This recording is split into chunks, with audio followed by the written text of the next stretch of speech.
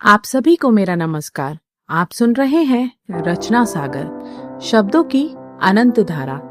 आज हम प्रसिद्ध कविता आत्म परिचय को विस्तार से समझेंगे।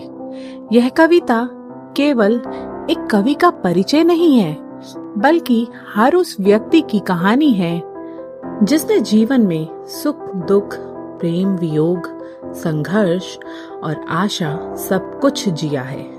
हरिवंश राय बच्चन जी हिंदी साहित्य के उन कवियों में से हैं जिन्होंने जीवन के गहरे अनुभवों को बेहद सरल और प्रभावशाली भाषा में व्यक्त किया है। उनकी कविताओं में भावनाओं की गहराई के साथ साथ जीवन का दर्शन भी दिखाई देता है।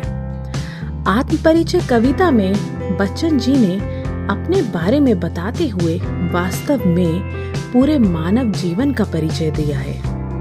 वह कहते हैं कि इंसान को केवल उसके नाम, जाति, धर्म, पद या पहचान से नहीं जाना जा सकता।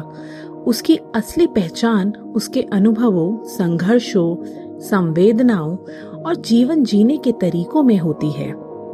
कवि अपने जीवन में आए दुखों को छिपाते नहीं हैं।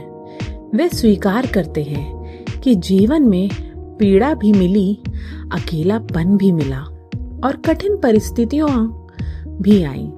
लेकिन इन सब के बावजूद उन्होंने जीवन से हार नहीं मानी। यही इस कविता का सबसे बड़ा संदेश है कि परिस्थितियां चाहे कितनी भी कठिन क्यों ना हो, मनुष्य को अपने साहस और विश्वास को कभी नहीं छोड़ना चाहिए। कविता का एक और महत्वपूर्ण पक्ष ये है कि कवि स्वयं को किसी एक सीमा में बांधकर नहीं देखते। वे पूरे मानव समाज से अपना संबंध जोड़ते हैं। उनके लिए मानवता सबसे बड़ा धर्म है। वे प्रेम, करुणा और सह अस्तित्व को जीवन का आधार मानते हैं। इसीलिए उनका आत्म परिचय केवल व्यक्तिगत नहीं रह जाता, बल्कि सार्वभौमिक बन जाता है। इस कविता में कई जगह प्रतीकों का सुंदर प्रयोग किया गया है। आंसू केवल दुख का प्रतीक नहीं है, बल्कि संवेदनशीलता का भी प्रतीक है। मुस्कान केवल खुशी नहीं, बल्कि कठिनाइयों से लड़ने का साहस भी है। जीवन की राहें संघर्ष का संकेत देती हैं, जबकि आगे बढ़ते कदम आशा और आत्मविश्वास का प्रतीक बन जाते हैं।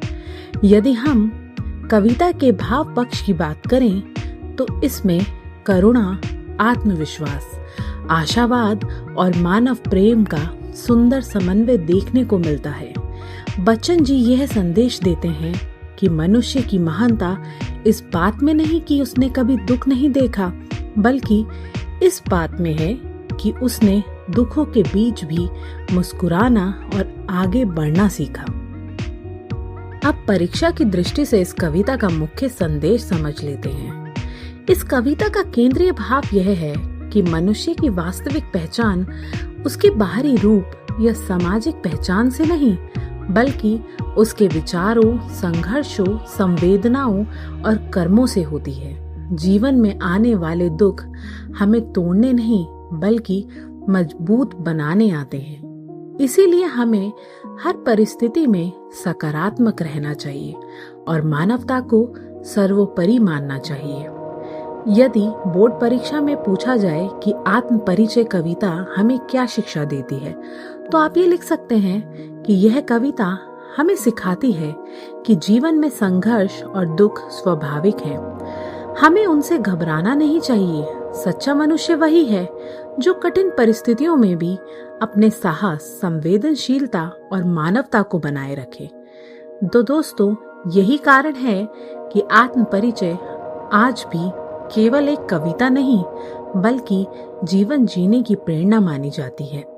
यह हमें याद दिलाती है कि हमारी सबसे बड़ी पहचान हमारा चरित्र, हमारे कर्म और हमारा मानवीय व्यवहार है।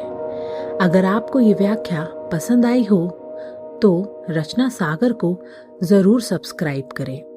ऐसे ही आसान, विस्तृत और परीक्षा उपयोगी साहित्यिक व्याख्याओं के लिए हमारे साथ जुड़े रहिए।